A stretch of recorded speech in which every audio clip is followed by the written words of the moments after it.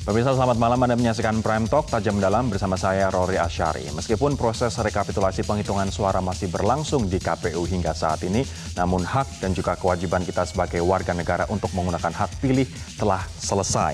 Nah, bila selama ini hubungan kita dengan keluarga, kerabat, teman sedikit menghangat dan bahkan saling end chat ataupun keluar dari grup begitu, kini saatnya bagi kita untuk mendinginkan suasana dan juga untuk rekonsiliasi. Nah, ide rekonsiliasi disampaikan oleh sejumlah tokoh dan juga sejumlah organisasi. Salah satunya adalah Muhammadiyah, di mana ketua umumnya Haidar Nasir menyatakan bahwa Muhammadiyah siap menjadi mediator untuk rekonsiliasi kedua pasangan capres dan juga cawapres dan juga masyarakat ataupun pendukungnya. Sementara itu, Haidar Nasir juga mengajak semua pihak untuk menghormati rekapitulasi suara yang saat ini dilakukan oleh KPU tanpa memojokkan, tanpa mengintimidasi baik KPU maupun Bawaslu. Ada juga himbauan dari MUI yang mengatakan bahwa mereka mengapresiasi kedua paslon yang mengajak pendukungnya, mengajak masyarakat untuk menjaga persatuan dan juga menghormati proses rekapitulasi di KPU. Kemudian Said Akil Siroj, Ketua Umum PBNU, sore tadi juga melakukan konferensi pers begitu juga menghimbau agar kita menjaga persatuan dan kesatuan dan juga meminta warga Nahdliyin untuk tidak terlibat dalam hal-hal yang inkonstitusional. Nah, seruan untuk menjaga persatuan dan juga legowo juga disampaikan oleh Wakil Presiden Yusuf Kala, di mana JK mengatakan bahwa perlunya rekonsiliasi nasional ini dikarenakan ada beberapa sebab. Masyarakat terbelah karena berbeda pandangan politik. Dalam 7 bulan terakhir kita terbelah begitu, terpolarisasi antara pilihan dan juga pandangan politik. Dan ini bisa menghambat pembangunan bangsa apabila polarisasi ini terus berlangsung ke depan. Dan kemudian yang terakhir adalah yang menang seharusnya merangkul, yang kalah seharusnya lapang dada atau legowo. Inilah yang disampaikan oleh Wapres Yusuf Kala. Apabila kita melihat pemirsa di tahun 2014 yang lalu, pertarungan politik juga terjadi antara Jokowi dan juga Prabowo. Ini adalah di Pilpres 2014, mungkin Anda masih ingat ketika itu ada dua calon presiden yang sama-sama mengklaim kemenangan. Tapi ketika hasil dari KPU keluar, semua pihak menghormati, semua pihak legowo, dan bahkan Prabowo menemui dan memberi ucapan selamat kepada Jokowi. Dan Prabowo juga mendapatkan pujian sebagai seorang negarawan dan juga seorang kesatria begitu. Nah, sikap seperti ini siapapun nanti capres yang memenangkan Pilpres, kita ingin melihat kembali seperti ini. Baik itu dari sisi Prabowo maupun dari sisi Jokowi, bahwa ya kalau yang menang tidak, kalau istilah Jawanya tidak ngisorake begitu atau tidak merendahkan orang lain dan juga tidak jumawa, namun yang kalah juga menerima dengan lapang dada. Bagaimanapun masyarakat atau rakyat Indonesia sudah menentukan pilihan dan ini adalah hak masyarakat Indonesia untuk memilih pemimpin mereka 5 tahun ke depan. Nah, kita nanti akan membahas terkait dengan bagaimana sebenarnya cara rekonsiliasi tersebut dan apa yang dilakukan untuk kita benar-benar menjaga dan juga menghormati proses di KPU tanpa mendelegitimasi dari KPU itu sendiri. Kita akan berbincang dengan dua orang narasumber nantinya. Namun seperti biasa Anda bisa bergabung bersama kami untuk share apa yang ada di benak Anda, pikiran Anda terkait dengan topik kami malam hari ini melalui Twitter, Facebook ataupun Instagram di Metro TV Newsroom dan juga hashtag Menjaga Indonesia 1 dan juga hashtag Prime Talk. Di studio sudah ada satu orang narasumber, nantinya satu orang narasumber lain akan bergabung di luar studio. Ada Solahuddin Wahid Gusolah, pengasuh Ponpes Tebu Ireng Jombang, Jawa Timur, sekaligus cendekiawan Muslim. Assalamualaikum Gus. Waalaikumsalam. Selamat malam. Selamat malam. Kita nanti juga akan bergabung pemirsa dengan mantan Ketua MK Mahfud MD dari luar studio. Namun saya akan ke Gus Solah terlebih dahulu. Gus, rekonsiliasi sudah disuarakan oleh PBNU, oleh Muhammadiyah dan juga banyak tokoh masyarakat dan juga elit politik. Tapi kalau menurut Gus Solah, cara rekonsiliasi yang paling tepat untuk kita lakukan saat ini seperti apa? Baik di tataran elit maupun di tataran masyarakat. Ya, kemarin kita lihat kan selama ini beberapa bulan ya, timbul perang kata-kata, perang mulut melalui media sosial. Ya. Ini sudah agak berkurang, sudah bagus gitu. Nah, kita pelan-pelan terus kita kurangi, nanti lama-lama kan bisa mulai. Memang perlu waktu ya. Sekarang ini mungkin belum saatnya ya. Kan masih ada. Saat ini masih panas ya, gitu. Suasananya. Mungkin saya tidak tahu. Mungkin 1 atau 2 minggu lagi sudah bisa sudah bisa reda gitu. Atau mungkin dari yang paling kecil dulu. Misalkan di keluarga. Keluarga sendiri. Di tempat saya sama. di keluarga saya, keluarga istri itu. Sebentar, ini bahkan keluarga Gus Solah pun juga mengalami ibaratnya perbedaan pandangan sehingga ribut di WhatsApp misalnya. Ya, betul. Nah, bagaimana dengan keluarga yang lain? Sama juga. Itu tidak terjadi tahun 2014. Tahun 2014 tidak terjadi di keluarga Anda? Betul. Bagaimana ini bisa terjadi di keluarga Anda saat ini? Ya, ini kan rematch. Karena perbedaan pilihan aja gitu. Jadi keluarga saya, kemudian saya di Tebu Ireng pun sama. Ada sekelompok yang mendukung nomor 1, ada kelompok yang mendukung 02. Nah, ini kami memulai di Tebu Ireng. Kami rencanakan tanggal 28, jadi minggu depan ya mau ketemu itu antara dua kelompok ini. Paling kecil dulu lah. Jadi kita mulai rekonsiliasi ini dari kelompok atau spektrum yang paling kecil. Kalau untuk elit, kalau untuk capresnya, Anda mengusulkan seperti apa, Gus? Ya kalau capres tentunya tidak mudah juga ya, perlu waktu ya. Jadi tentunya mereka masing-masing punya keinginan untuk menyelesaikan ini dulu. Nah setelah itu mungkin baru bisa. Jadi mungkin setelah kelihatan tidak perlu menunggu pengumuman resmi mungkin. Mungkin setelah pengumuman KPU mencapai angka 70-80% ini kan ketahuan itu. Baik, itulah mulai untuk rekonsiliasi. Gitu. Sebab calon juga tidak bisa nyelonong gitu aja kan. Harus memperhatikan para pendukungnya.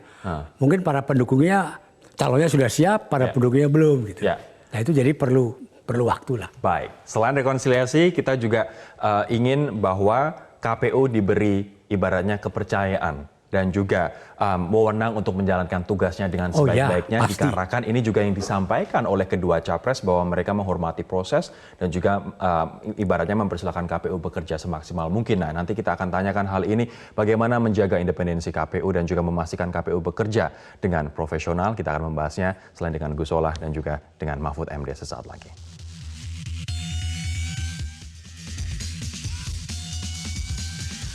Baik, kita kembali di Prime Talk. Saya akan menyapa Prof. Mahfud MD, mantan Ketua Mahkamah Konstitusi. Prof. Mahfud, selamat malam.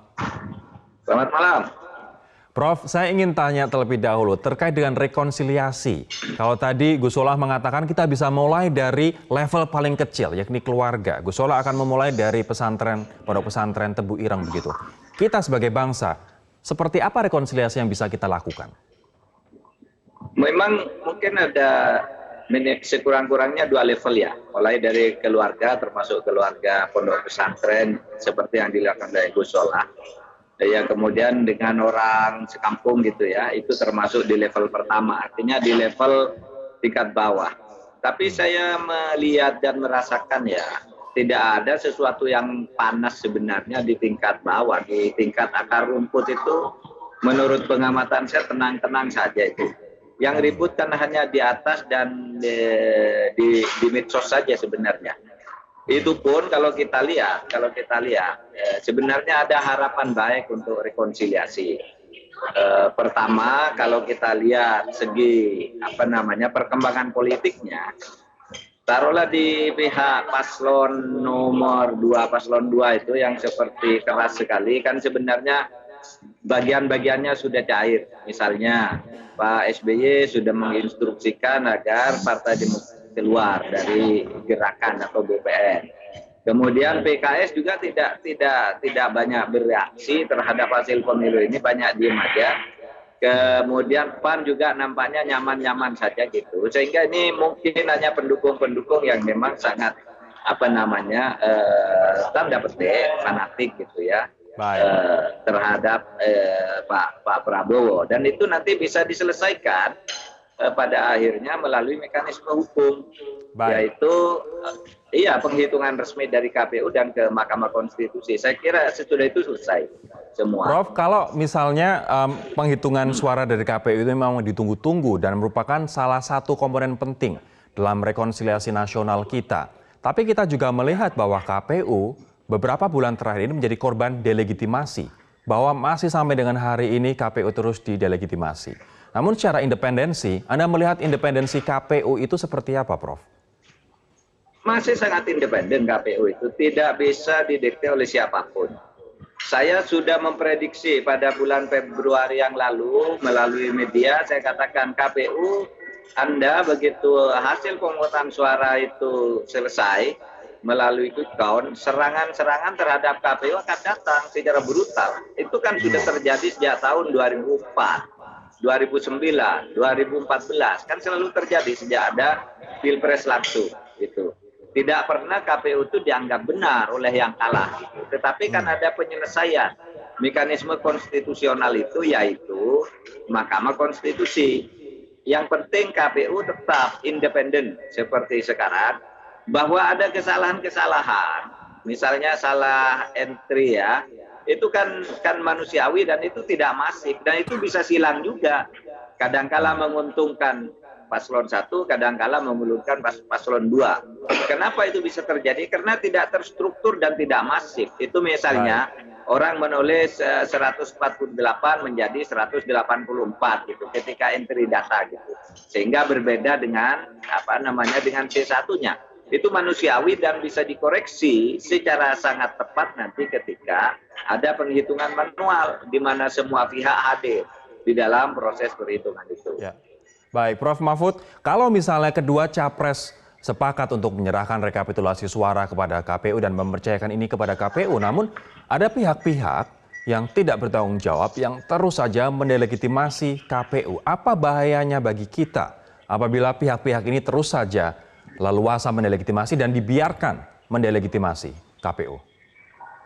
Nah, kalau pembentukan opini yang sampai melanggar hukum ya, misalnya dengan menyebarkan berita-berita bohong, data-data palsu, provokasi, saya kira aparat penegak hukum itu bisa bertindak. Kan itu sudah ada delegasi dari konstitusi dan hukum kepada aparat hukum untuk menindak dengan tegas siapapun yang melakukan pelanggaran seperti itu. Saya kira memang andalannya sekarang ada dua. Satu kepada KPU untuk proses kebenarannya, yang kemudian kalau perlu bermuara ke Mahkamah Konstitusi. Dua, penegak hukum. Sekarang polisi, Bawaslu, DKPP misalnya bekerja secara ketat sekarang ini. Baik. Menghalau setiap berita-berita yang hoax gitu. Baik, kita akan kembali usaha jeda. Kami nanti juga akan minta pendapat dan juga kesimpulan dari Gus Solah dan juga Pak Mahfud bagaimana kemudian yang elit harus lakukan untuk rekonsiliasi. Muhammadiyah mengusulkan mereka siap jadi mediator untuk kedua capres bertemu. Bagaimana usulan dari kedua tokoh yang lain? Kami akan kembali sesaat lagi.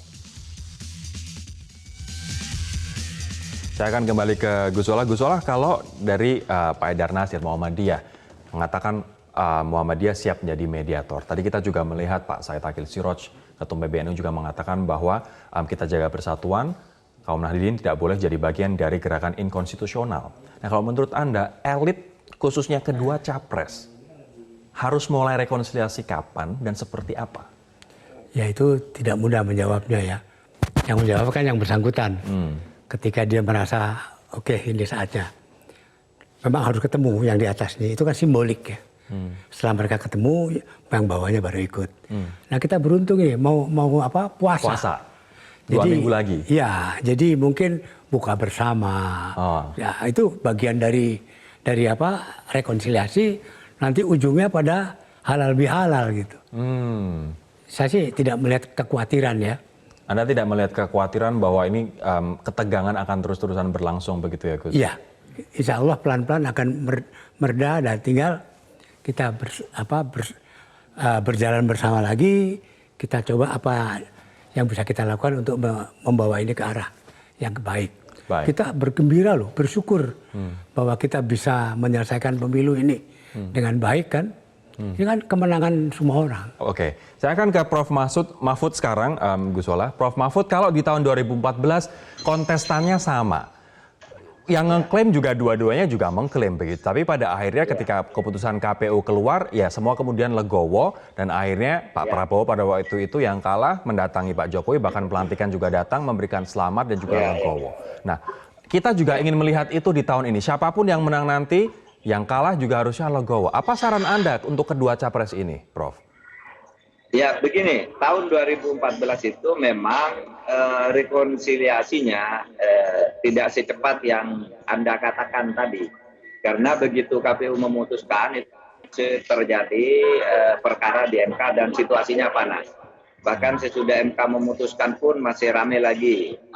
Pak Jokowi, Pak Prabowo pada waktu itu dikabarkan tidak akan hadir ke pelantikan. Tapi akhirnya beliau hadir juga dengan penuh kebesaran jiwa. Nah sekarang mudah-mudahan belajar dari tahun 2014, ya kalau memang mau berperkara ke MK, itu saya kira bisa saja disiapkan dari sekarang data-datanya. Tetapi secara pribadi, sekarang itu sudah dimulai pendekatan untuk rekonsiliasi itu.